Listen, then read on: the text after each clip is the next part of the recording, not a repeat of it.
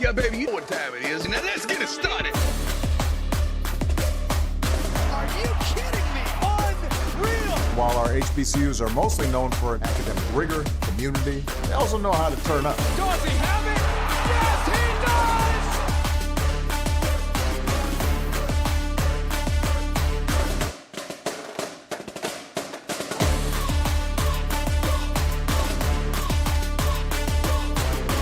And that might be the knockout punch.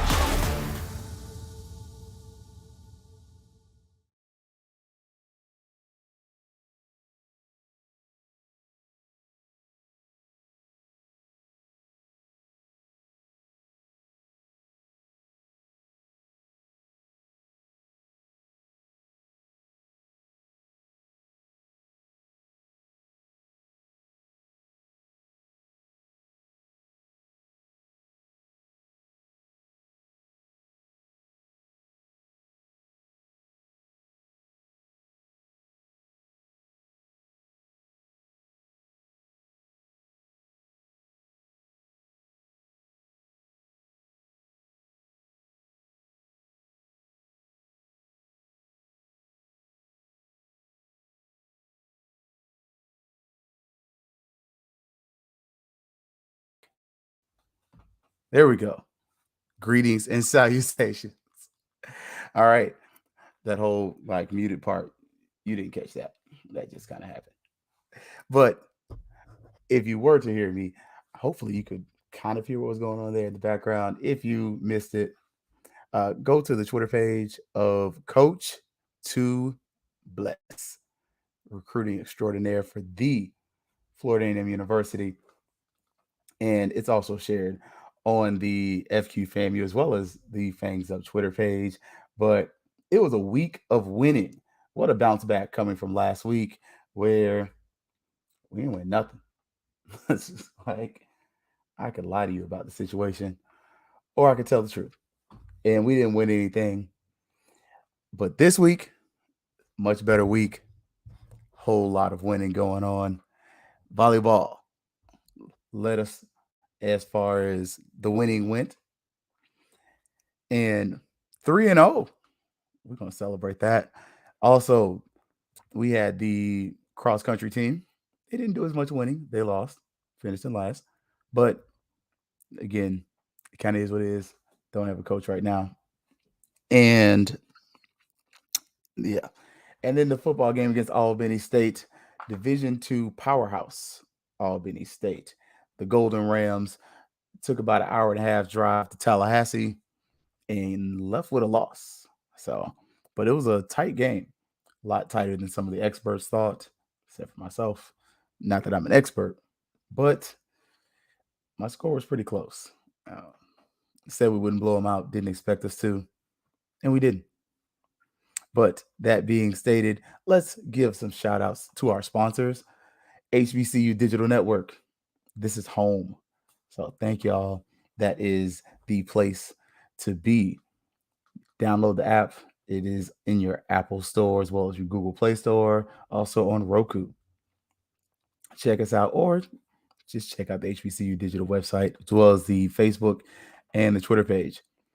Also on our network, shared network partners, the Black Techies. That is Herb Stewart and the company, but he is the host of that show there. And they are also on HBCU Digital Network, blacktechies.com, Facebook, Twitch, Twitter, and YouTube. And our title sponsor, Cable Buster TV. Get local channels, live sports, and premium movies for only $35 up to 3 devices. And you get a free 24-hour trial. So $35. Man, that's a great deal. All right. So first sport, volleyball. Let's kind of lead off, bump, set, and get it going with that. They played in the Elon, North Carolina A&T tournament. It says NCAT on the website, but that means North Carolina Agricultural and Technical State University, or North Carolina A&T. And first match was against UNC Greensboro, 3-0. Like, that doesn't mean we scored 3 points and they got none. That means we beat them 3 matches to 0. didn't even touch the Lady Rattlers. Went up there and went to your trap and took your trap. I'm very excited about that. I'm sorry. I'm petty. But ladies get the first win there. Second win was against Elon University there, the Phoenix, I believe UNC Greensboro, the Spartans. 3-2. So a lot closer. Almost kind of went the other way, but Lady Rattlers get the second win there. And the last one was against North Carolina A&T State University, the Aggies. And we beat them 3-0. Swept them. I just take that woofing. I ain't Kofi, but the Rattlers show got a belt on that one and wove some tail out in North Carolina. So that was a cathartic win. We are currently at 3-7. Much needed victories for a volleyball team that hasn't, I don't want to say lived up to its potential. That's not fair. Hasn't won up to that point. But now 3-7, currently not a winning record. But I think by the time we finish conference play, we will have a winning record. And I look for us to be more than competitive in the SWAC. I don't want to say it, but I'm going to say it. I think we're going to win the SWAC. First year, defending SWAC champions from Florida A&M University. Oh, sounds good to be a champion sometimes. All right, but the ladies have a huge weekend coming next. The next is going to be the South Alabama tournament. In there, they're going to play Ole Miss, also known as the University of Mississippi, Eastern Kentucky, and the host team, the University of South Alabama, the Jaguars. So hopefully we're able to come away with some victories there. And let's get that thing closer to 6-7. So that way, following up, we can get over 500. But ladies volleyball at FAMU, yeoman's task of getting some W's. So good news there. Cross country, not as good. We finished in last place at the North Florida Invitational with a score of 227. Not really good. But again, it's the first match of the season. Hopefully, as the season progresses, things get better. Hopefully, they get a coach as far as for the track program. And we see some victories. It kind of is what it is. You can't get overly upset with them when coach. But so big things happening. We're going to take a 30-second break. That way I can get the pipes a break, but also show some love to HBCU Digital Network. This is home. Yeah, baby, you know what time it is. Now let's get it started. Are you kidding me? Unreal! While our HBCUs are mostly known for academic rigor, community, they also know how to turn up. Does he have it? Yes, he does!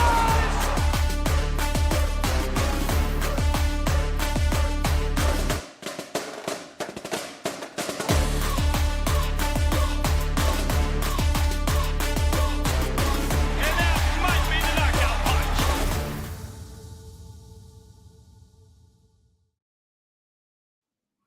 All right. We are back. Hopefully, you're watching my two favorite NFL football teams while you're also watching me. I'm a little biased, but the Dallas Cowboys are playing the Tampa Bay Buccaneers. And if you're a FAMU fan, 9 times out of 10, one of your favorite. These are your favorite two teams, like one of the two. Rattlers. You got Bullet Bob Hayes, Nate Newton. You got Super Bowl champions that went to Florida A&M University. And the Cowboys have a FAMU Rattler on there. Look, I'm just looking to see, I don't see Marquise Bell. Let me see if I see him. Number 41, Marquise Bell is a FAMU, and from last year's roster, he made the team. So we're going to see if he's out there. Oh, I just saw him on the bench just now. But I do have the game in the background. Now, the Albany State game. Man, it was a slow start. It was an ugly win, but I'd take an ugly win over a loss.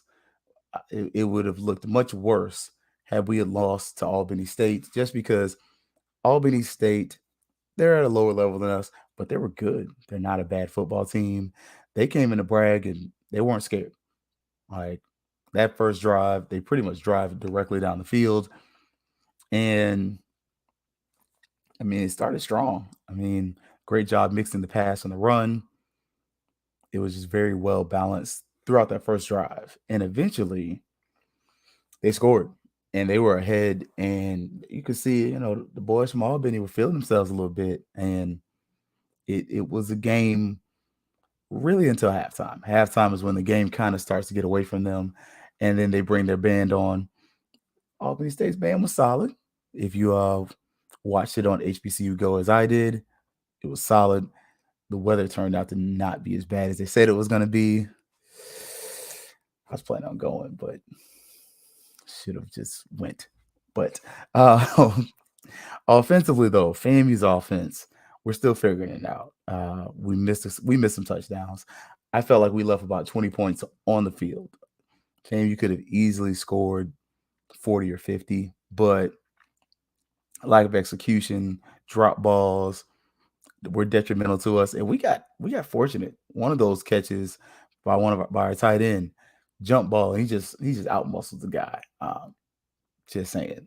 But the tight ends got involved early. That was a critique that I made from the Orange Blossom Classic, especially just watching that game. Man, it just seemed like we did not get the tight ends involved. I mean, I remember just sitting in the box area and being like, are we gonna throw to the tight ends? Like that's a nice little outlet for the quarterback that we're not utilizing.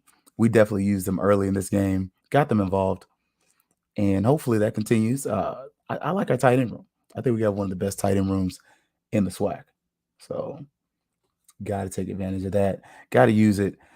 And we found a new running back. Like that was, some of it is due to attrition, but we found a new running back. That was one of my notes right there. Offensive line, though, still a struggle area. The tackles, man, they got beat once or twice. We got to be able to do better than that. Offensive line is going to be very important to us, and that is really the foundation of your offense. Like if the offensive line is not good, it doesn't matter how good the quarterback is, he's not going to be able to get the ball off. So got to see some improvement there. And even Coach Simmons mentioned that, like, communication needed to improve on the offensive line. So need that. As far as the quarterback, need some work. We missed a lot of passes. Not as bad as, to me, it wasn't Jackson State bad. Jackson, a lot of those passes were kind of high and off, but we missed a few of them, and it hurt us on the scoreboard. Hopefully we can get that right. We're going to need to get that right before the Alabama A&M game. Hopefully a bye week will be beneficial to us. The receivers, they drop balls. Like that was something that I asked our player of the game, the X-Man, Professor X, if you would like to, about that. Like, y'all can get a little extra time on the judging machine because we dropped some balls. And to his credit, Xavier was like, I even dropped one. So yeah, we're gonna get some extra work in. And Coach Simmons mentioned that, like, a deep ball to Manigo was dropped. We gotta make sure we get those. Because I do understand they're not pros, but you do want them to catch as many of the passes as possible, because it does look, it hurts them when we don't have them. Let me say that. The running backs, DeAndre Francois, he was almost a player of the game. I'm not gonna lie, he was almost our cable buster TV player of the game.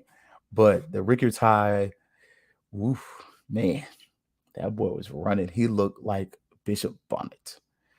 Very reminiscent of Bishop Bonnet. Coach said he's got to learn some things about the offense, some of the intricacies, the blocking patterns, and some of the things like that. He's got to pick those up. But that's got to happen, man. And Dak Prescott almost threw a pick. Told you I got the Cowboys out there trying to check for my boy. See if Marquise Bell gets in. But he's got to learn some of those things. But he's got some juice, man. That kid, he's quick. And considering really first year out of high school, and he's got college level speed, at least for where we're at right now.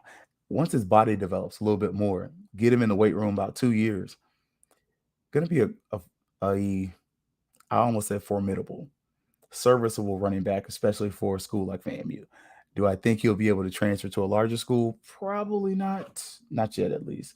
But he's going to be formidable, and he's going to be able to be of good quality. So I'm thinking that's going to be a good addition for us, especially going forward. But we also have some injuries in there. Terrell Jennings, AJ Davis, those guys, a little bit of injury, but Jennings was said to be able to go. Just in this kind of game, it's an opportunity where you can potentially rest some of your talent. Why not do it and come out with a win? Again, it was an ugly win, but it was a win. The wide receivers, again, our player of the game, Xavier Smith, the X-Man, the Cable Busters TV player of the game, X-Man, was huge. Leading wide receiver. And he stated, it was like, hey, man, how did you do it? How did you do so well? And he's like, coach just found me the ball. And I was just being patient and trusted the process. Pretty much gave us that line. Y'all know at this point, trust the process is gonna be one of those football colloquialisms. Like everybody says, just trust the process.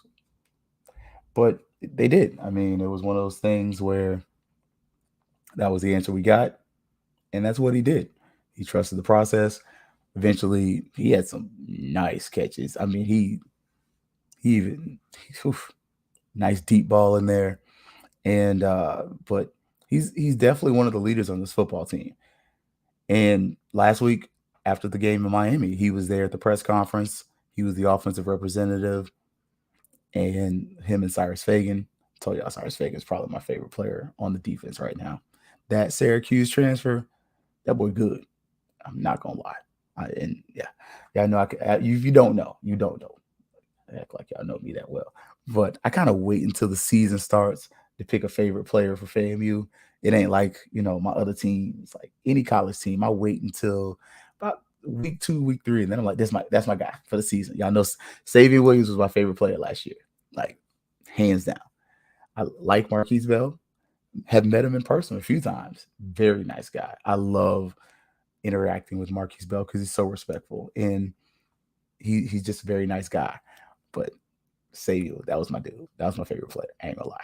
This year, Cyrus Fagan, 2'7", is my favorite player. Like on the football team this year.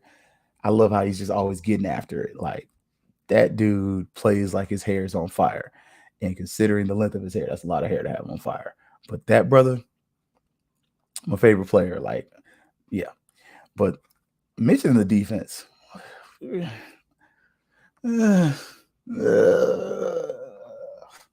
Kind of vanilla, y'all. Like we were struggling at first. It wasn't it.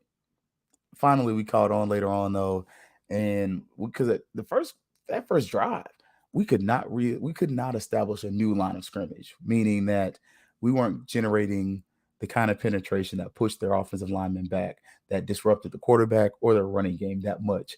Like, I was not pleased watching it. But as the game progressed, we started getting some nice exotic looks from the defense, some exotic blitzes. We started blitzing from the linebackers, blitzing from the corners. Like the defense got more complex as the game went on, and you could see it had an effect. Like, where was this last week? But hopefully this continues. Like, I definitely want to see this as a fan.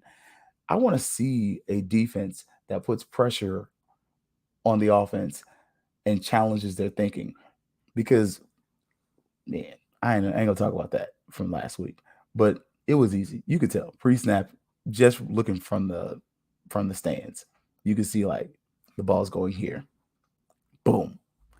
In a little bit, that first drive, Albany State's quarterback was reading the defense really well. Like he wasn't struggling, but once we started putting some more exotic blitzes out there, we still ran our zone concept, from what I was able to tell. I kind of want to rewatch the game. I got to find a place to rewatch it. I may rewatch this one. I ain't gonna lie. We get our tails whipped. I ain't watching that. But we lose, I might watch it. But a win? Oh yeah. Yeah, I'm watching. I ain't talking no trash, but I'm gonna watch it. No, I don't really talk trash. But I want to rewatch the defense, kind of see a little bit more. But I did notice we saw some complexities that I don't think we showed in the previous week and in some of the previous games. And that helped. And Coach Simmons actually mentioned the defense did a better job of getting off the field, helped them stay fresh. And I noticed personally going into the third quarters, in the second, early third quarter, I started seeing more of Isaiah Lane. Like at first, it was like that first drive was like, he's here. But yeah, about that's into the second quarter, you're like, oh yeah, Isaiah Lane is back. The quarterback's having to step up in the pocket. You're starting to notice the effect of having an elite edge rusher, and that's kind of film he needs. Uh, needs to see it against some different level talent because somebody's going to say, "Hey, well, that's Albany State." Okay, well, Albany State ain't bad. They're a pretty solid team. I mean, we didn't pull out the stick and just beat the Thomasville out of them. So pretty solid there. Special teams was good. Again, I forgot with the defense. We did give up that late touchdown, which really was garbage time. Like if you're watching that game from the end or midpoint of the third quarter on, you're a dedicated fan because it's not worth watching. Like pretty much we shut it down. FAMU shut it down. Offensively, we're going through the motions, but there's not a lot that you're going to see that's going to be of quality other than, again, the running back looks solid. Receiving core, meh.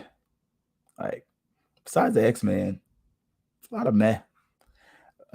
Wasn't our greatest performance. Special teams was solid, though. Kick returns was pretty good. And you expect that when you're playing a team that's Division II, when you're a Division I. Field goals were made. That was good. And this impressed Coach Simmons. I mean, if you go back and listen to the interview, he was impressed by that. I think that was the only part of the field he was really impressed with, other than the defense. Offense, you could hear his voice sounded like this, like he had been, woof, we'll be tied. Because that practice, man, God help you. But again, FAMU comes out with a win. Not a pretty one, but a win. Final score is 23-13. First home game. The student section was lit. I was trying to get the video to play, but it just kept slowing the stream down so badly. But if you really want to see what it looked like, again, hit up the best recruiter in HBCU sports, Coach Two Bless. Like, that dude is changing the game. Like, he's changing the game in recruiting in the same way that I would say Dion's changing the game as far as coaching for HBCUs. Like, I've not seen anybody else do that. Just being honest. Like, hopefully we can keep him, though. That was a great addition to the staff. And hopefully, I don't know if he'd want to be a full-time coach. Let me shut my mouth. But, yeah. But before we close out talking about the game, Cable Busters, player of the game. And I alluded to this. Get local channels, live sports, premium movies for $35 per month on up to 3 devices. Visit cablebustertv.com for a 24-hour free trial. They are updating the website. They're trying to make it better. Like, there's good, but then there's better. We all want better. And so they're working to update the website. So if you go there and you notice the website's not what you're used to, or it's give you a funky message, I've been told they're updating the website because I tried to pull it up myself. Hitting people up like, what's up? But our player of the game, presented by Cable Busters TV, it's the X-Man. So Xavier Smith, give him the player of the game. Dude was balling, out of control. Almost went to Francis. Like, DeAndre Francis was looking good, but the X-Man takes it, and we're going to try to make that our every week thing. Give somebody the player of the game, presented by Cable Buster TV. Appreciate y'all. Again, live sports, local channels, premium movies, $35 per month, up to 3 devices. Now, this is also a huge recruiting weekend, and you just heard me talk about Coach Two Bless, best recruiting coach in the SWAC, and I'm biased, but I might not be wrong. Coach, we had about at least 15 players on campus. It may have been 20 or more, but they were there and they seemed to enjoy the moment and the atmosphere. And many of them reposted that, hey, I'm ready to come back. And those who weren't there were like, Coach, can I go? Like, I want to be at the FAMU event. I want to check it out. And that's great. And a huge round of applause to the student section. They were lit. Club Bragg was in full effect. It looked like fun. Oh my gosh. I remember my days in Club Bragg. Like, yeah. I still cut a rug every once in a while. But Club Bragg was popping. And that's the kind of atmosphere we need, because just because we are an FCS level school doesn't mean the fan atmosphere doesn't matter, because you have some FBS schools where they may be FBS, but the atmosphere is butt cheeks. Like, nobody wants to go to the games, and nobody really wants to be a part of that if they're not doing well. Like, we got to be able to do more than that. And that was my assistant from the game. If you well, you may not have known, but I had an assistant down in Miami to help me out. Appreciate you, brother. I appreciate you, brother Walker. But Dr. Walker, sorry. But the recruiting, this is huge. Like, FAMU just got its second recruit. We have 2 recruits right now. 2 commits. I say recruits. I mean commits. Y'all forgive me, brother. 2 commits right now, and they're both skill positions, which that's a position very few schools in the SWAC ever struggle with. And we need continued support on the line, though, because we're throwing some young linemen out. One of the things Coach Simmons was talking about, we got freshmen, true freshmen, that are already playing out there. TJ Demas is out there, and 6 months ago, that guy was in high school. Now he's starting at Florida A&M University on the offensive line. And man, you give that gentleman 3-4 years to start at a Division I level football program. Let him stay in the weight room and let us improve our strength, not just our strength and conditioning program, because our strength and conditioning coach is solid. Like, I'm gonna give coaches credit. I like him. No weirdos, no nothing. But coaches, he's really good. Hopefully we can retain him. But just the meal program, we got to be able to get that up. We got to support them, keep pouring some funds in there. Hopefully we get an athletic director. Bruh. Anyways, I'm going to jump off that train. But Club Bragg was a vibe. And after our first win of the season, volleyball gets 3. We go into a bye week. And Coach Simmons mentioned the bye week's going to be big for academics. So get them grades right, and recruiting.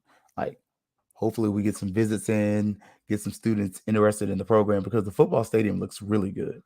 It's practically a new stadium, brand new facilities. Only thing, we got to get on the field house. Like, that's got to be the next thing. The next thing for the football stadium, we need a new field house. Like, I'm just going to put that out there. Other than that, y'all kind of know I didn't go on my athletic director tirade today, but the South Carolina State candidate was removed just because. Yeah. Anyways, we still don't have an athletic director, though. But some of the compliance, I saw one of the compliance positions open, but it's like the senior director or whatever over compliance. So, yeah. But that being stated, FAMU is still making some progress. Hopefully, we do get our athletic director. Again, if you heard like I heard, it sounds like October, which about 2 months after we were promised, but really a month. But still, a lot of good things. Great week. Much needed victory. Like 0-3, and you may lose that fan base. And considering Albany State brought a nice crowd with them, though. I don't know if your next game against Alabama A&M is going to be quite that packed. They do have some fans in Tallahassee area, but I don't know if they traveled the way Albany State did. Albany State brought the band. It was a good crowd. Like, Bragg was popping.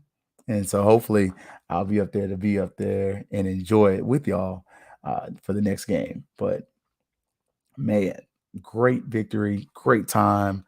And again, a bye week. Volleyball is going to be coming up. And hopefully we can get some things popping, get some things ready. But that is the show, y'all. Y'all know I try not to keep the pod too long. About a good 30 minutes, and I'm good. Like, so, but after a week, Man, this week was great, y'all. Let's give a quick recap. FAMU got a committal from a safety, really an athlete, and his film was solid. Volleyball team, perfect for the weekend, 3-0, and then FAMU football wins. Man, good times to be had on the highest of Seven Hills. Shout out to our sponsors, Cable Busters and HBCU Digital. And as always, y'all, it's gonna be Fangs. Yeah, baby, you know what time it is. Now let's get it started. Are you kidding me? Unreal. While our HBCUs are mostly known for academic rigor, community, they also know how to turn up. Dorsey, how